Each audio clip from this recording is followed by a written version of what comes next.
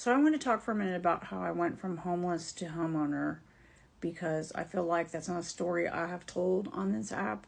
So I was homeless off and on for 10 years, but I was like really, really homeless from 1992 to 1998. And what that meant was jail, sleeping on the streets, sleeping unpaid by the day hotels, etc., etc. So after I went to rehab, which was a jail rehab, I paroled into a rehab. I got out and I lived in a hotel for another 4 years, a sober living hotel. But I ended up getting an apartment. Well, I ended up getting an apartment, got married. I was very heavily pregnant when my landlord decided they were going to evict us.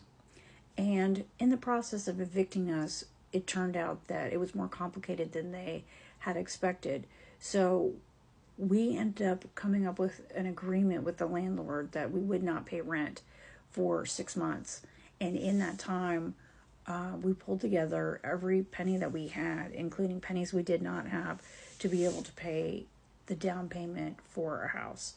And how that worked out was many banks and many cities have low income homeowner programs where if you agree to take these classes, go through, I think there was like money management or something like that, they will find a bank that will loan you the money to be able to buy a house.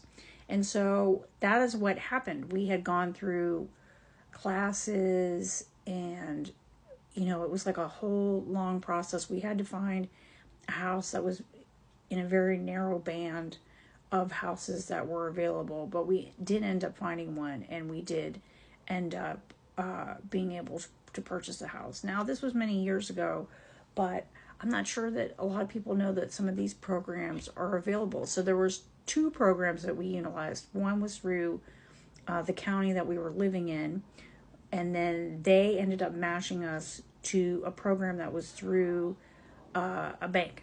So it's something to look into for some of you who, I know it may seem like an impossible task at this point, but our down payment was not even that expensive. And, we didn't have a plan B, honestly, being evicted from that place.